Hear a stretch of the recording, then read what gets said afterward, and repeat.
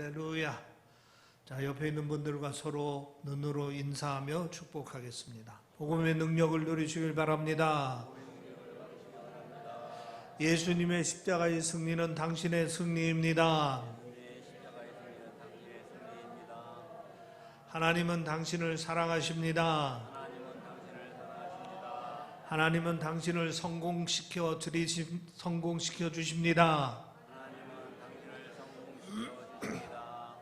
아멘. 하나님은 우리의 인생을 주관하시면서 우리의 인생을 성공케 해주시는 줄 믿으시기를 바랍니다. 사람들은 누구나 다 성공을 바라며 꿈을 꿉니다.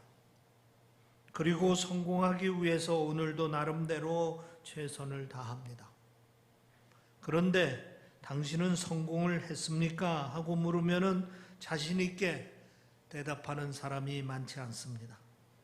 그리고 과연 성공이 무엇냐고 물으면 명확하게 대답할 수 있는 사람도 그리 많지 않습니다. 여러분, 성공이 뭡니까? 사전을 찾아보니까 성공이란 바라는 바를 이루는 것, 이렇게 정의되었습니다. 바라는 바를 이루는 것. 즉, 성공이란 사람들이 어떤 목표를 정해놓고 노력해서 그 목표를 달성하는 것을 말합니다. 대부분의 사람들은 이럴 때 성공했다, 이렇게 생각합니다. 자기가 오르고 싶은 지위를 목표로 정하고 최선을 다합니다. 그리고 그 지위에 오르면은 성공했다고 생각합니다.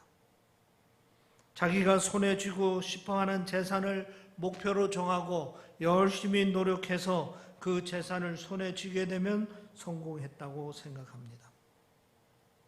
그리고 자기가 얻고자 하는 명성을 목표로 정하고 최선을 다해서 그 명성을 얻게 될 때 성공했다고 생각합니다. 그런데 여기서 깊이 생각해 봐야 할 것이 있습니다. 목표를 달성하지 못한다면은 그러면은 다 실패한 인생이냐? 예를 들어 대통령이 되려는 꿈을 가진 청년이 대통령이 되지 못했다면은 그 인생은 실패한 인생입니까? 그리고 사람마다 인생의 목표가 여럿인데 그 모든 목표를 다 달성하지 못하면은 성공하지 못한 겁니까? 예를 들어 청년이 좋은 대학 가고 싶다. 열심히 노력해서 좋은 대학에 들어갔습니다. 그런데 좋은 직장을 들어갈 것을 목표로 해서 열심히 했는데 좋은 직장에 들어가지 못했습니다. 그러면은 그 인생은 실패한 것입니까? 유대인의 지혜를 기록해 놓은 탈무드에 보면 이런 글이 있습니다. 한 랍비가 황급히 달려가는 사람에게 물었습니다. 무슨 일로 그리 급히 가시오? 빨리 가서 성공하기 위해서요. 그러자 랍비가 웃으면서 말했습니다. 성공이 그대가 쫓고 있는 그 앞에 있다는 걸 어떻게 아시오? 성공은 아마 그대 뒤에서 그대가 멈춰주기를 기다리고 있을지도 모릅니다. 성공이 코앞에 있다며 급히 달려가는 모양인데 그건 자네 뒤에 있지 않는가? 그럼 제자리에 서서 그것을 취하기만 하면 될 것이 아닌가? 우리는 성공이 무엇인가를 잘 알 필요가 있습니다. 세상에 떠도는 성공에 대한 잘못된 생각을 따라가며 보면은 마치 신기루를 쫓듯 인생을 낭비할 수가 있습니다. 특히 우리 그리스도인들은 이런 성공을 쫓으면은 안 되는 겁니다. 그래서 우리 믿는 사람들은 믿는 사람으로서 올바른 성공관을 가지고서 있어야 하는 겁니다.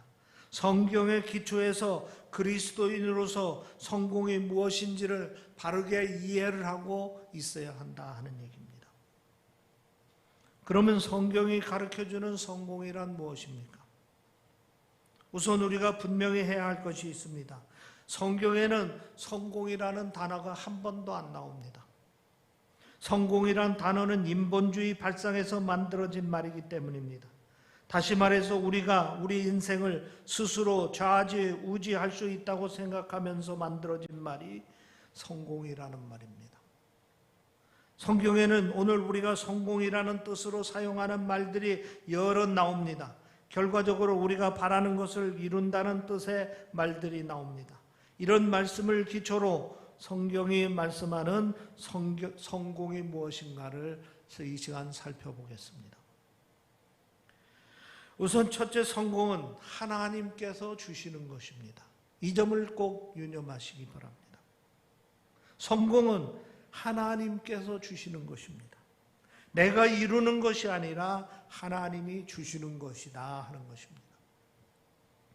오늘 본문 1절 2절에 보면 이렇게 말씀하고 있습니다. 내가 내 하나님 여호와의 말씀을 삼가 듣고 내가 오늘 내게 명령하는 그의 모든 명령을 지켜 행하면 내 하나님 여호와께서 너를 세계 모든 민족 위에 뛰어나게 하실 것이라. 내가 내 하나님 여호와의 말씀을 청종하면 이 모든 복이 내게 임하며 내게 이르리니. 한마디로 말하면은 하나님께서 우리가 목표로 삼는 것을 주시겠다 하는 말씀인 것입니다. 다시 말하면 성공은 하나님께서 주시는 것입니다. 세상 사람들이 생각하는 성공과 성경이 가르쳐주는 성경이 결정적으로 다른 점이 바로 여기에 있는 겁니다. 세상 사람들은 성공을 내가 성취하는 것이라고 생각하지만은 성공은 하나님께서 주시는 것이라 말합니다. 그러면 하나님께서 어떤 사람에게 성공을 주시느냐? 오늘 본문에 보면은 하나님께서 하나님 말씀을 따르는 사람에게 성공을 주신다고 말씀하고 있습니다. 그러니까 세상 사람들은 자기가 정해놓은 목표를 달성하고자 노력하면서 성공을 추구해 갑니다. 그러나 그리스도인은 하나님의 뜻을 이루고자 노력하는 가운데 성공은 선물로 주어지는 것입니다. 일본의 여류작가 미우라 아야코라 하는 사람의 일화를 소개해 드리겠습니다. 이분이 한 번은 조그만 가게를 열었습니다. 그런데 장사가 너무 잘 되는 겁니다. 트럭으로 물건을 대야 할 정도로 매출이 크게 올랐습니다. 그런데 옆집 가게는 파리를 날릴 정도로 장세가 안 됩니다. 이것을 지켜보면서 이분이 남편에게 솔직한 심정으로 이렇게 털어놓았습니다. 우리 가게가 잘 되고 보니 이웃 가게들이 문을 닫을 지경입니다. 이건 우리가 바라는 바가 아니지 않습니까? 하나님의 뜻도 아닙니다. 남편은 이런 아내를 자랑스럽게 생각했습니다. 그래서 이분은 가게 규모를 줄였고 손님이 오면은 이웃 가게로 보내기도 했습니다. 그러면서 시간 여유가 생겼습니다. 그러면서 평소 관심이 있던 글을 본격적으로 쓰기 시작했습니다. 그렇게 해서 나온 작품이 빙점이라는 유명한 소설입니다. 이분은 이 소설을 신문에 응모하여 당선되었고 가게를 통해서 번 돈보다도 몇 배 큰 부와 명예를 얻게 되었습니다. 아마도 세상 사람들 같으면 자기 가게가 번창하고 이웃 가게가 자기 가게 때문에 문을 닫을 지경이 됐다면 당연한 것으로 생각했을 겁니다. 어차피 치열한 경쟁 사회에서 나도 성공하고 너도 성공할 수는 없기 때문에 내가 성공하려면 내가 피해를 보는 일은 어쩔 수 없는 일이라고 치부해버렸을 것입니다. 그러나 그리스도인인 미우라 아야코는 달랐습니다. 이웃 가게에 피해를 주면서까지 자기 가게가 잘 되는 것이 이분의 목표가 아니었습니다. 그렇게 되는 것이 하나님의 뜻이 아니라고 생각했기 때문입니다. 그래서 세상 사람들처럼 자기 욕심을 채우는 길로 가지 아니하고 하나님의 뜻을 이루는 일로 갔습니다. 그러자 하나님께서는 하나님의 방법으로 더 큰 것을 채워주신 것입니다. 가게를 통해 벌 수 있는 돈보다 더 큰 돈을 벌 수 있게 해주셨을 뿐 아니라 큰 명예도 얻게 해주신 것입니다. 이런 것을 하나님께서 주시는 성공이라 하는 것입니다. 오늘 본문 말씀은 우리에게 하나님 기준에 맞는 성공을 목표로 하라는 말씀입니다. 세상 사람들의 기준에 맞는 성공을 목표로 세울 것인지 아니면은 하나님 기준에 맞는 성공을 목표로 세울 것인지 정하라 하는 것입니다. 여러분, 우리 그리스도인으로서 내가 성공을 이루려고 하기보다는 하나님이 주시는 성공을 꿈꾸시기를 바랍니다. 그리고 우리는 하나님께서 성공을 주실 만한 사람이 먼저 되어야 한다는 점을 우리가 꼭 유념해야 될 줄 믿습니다. 또 둘째로 성경이 말하는 성공은 마지막에 이르는 결과입니다. 성경에서 요새 우리가 사용하는 성공이라는 말에 가장 가까운 말은 형통이라는 말입니다. 이 말은 모든 것이 뜻대로 잘 되는 것이라 이런 뜻입니다. 성경에 이 말이 많이 나옵니다.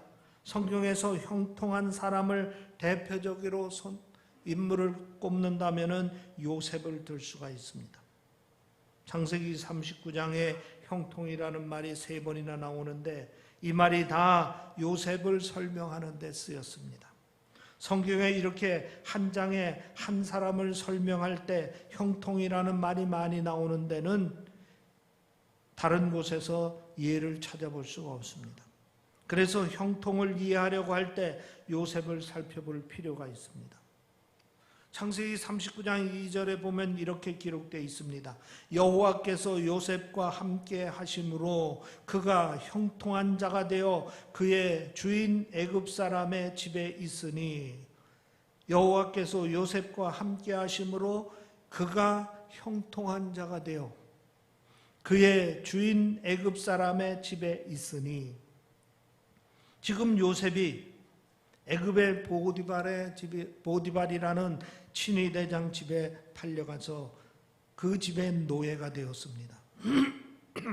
그런데 이런 요셉을 성경은 형통한 사람이라고 말하고 있습니다. 분명한 것은 여기서 형통한 사람이라고 할 때 시제가 미래가 아니라 현재형입니다. 그러니까 앞으로 형통한 사람이 아니라 지금 형통한 사람이라 하는 것입니다. 귀한 집의 아들이 하루아침에 외국의 노예로 팔려왔는데 그 사람을 형통한 사람이라고 말하고 있습니다. 우리의 상식으로는 이해되지 않는 표현입니다. 또 창세기 39장 23절에 보면 이렇게 기록되었습니다. 간수장은 그의 손에 맡긴 것이 무엇이든지 살펴보지 아니하였으니 이는 여호와께서 요셉과 함께 하심이라. 여호와께서 그를 범사에 형통케 하셨더라. 간수장이 요셉이 죄수지만은 감옥의 재반 사무를 요셉에게 맡겼습니다. 그 이유는 하나님께서 요셉을 형통케 하셨기 때문입니다. 지금 요셉은 모함을 받아가지고 감옥에 온 것입니다. 귀한 집에 사랑받는 아들이 노예로 끌려온 것도 억울한 일인데 성폭행범이 되어가지고 옥살이를 지금 하고 있는 겁니다. 그런데 그런 사람을 형통한 사람이라고 말하고 있습니다. 이런 상황을 어떻게 형통하다고 할 수 있습니까? 분명한 것은 성경이 말하고 있는 형통은 세상 사람이 말하는 형통과 다르다 하는 것입니다. 진학을 하려고 공부하면 좋은 대학에 합격하고, 취직하라고 준비하면 좋은 직장에 취직하고, 승승장구하여 승진하고, 사업을 시작하면 하는 것마다 대박나고, 이런 것이 아니라 하는 것입니다.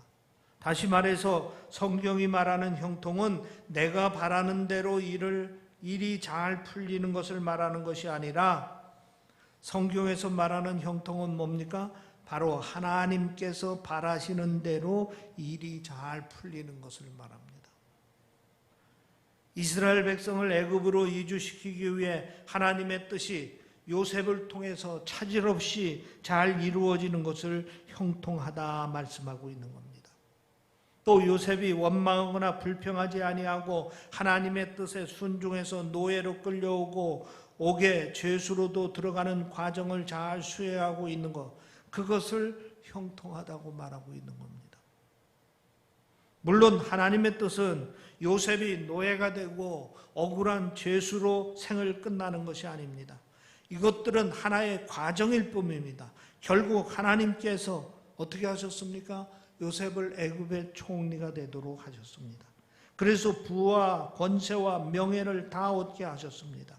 유다 땅 그대로 머물러 있었다면 감히 꿈도 꾸지 못하는 일을 이룬 것입니다.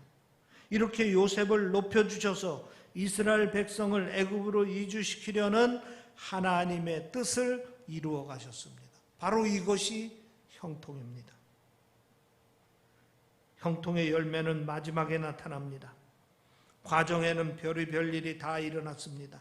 세상 사람들의 눈으로 보면은 참담한 실패로 보일 때도 있습니다. 피하고 싶을 때도 있습니다. 그러나 형통의 마지막은 어땠습니까?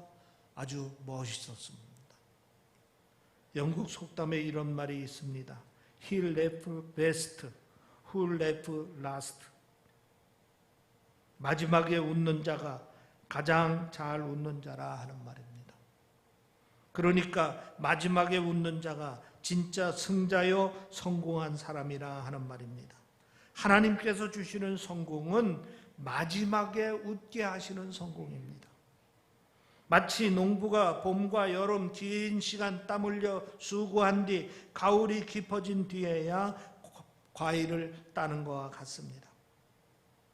그래서 우리 그리스도인은 긴 시각으로 성공을 봐야 합니다.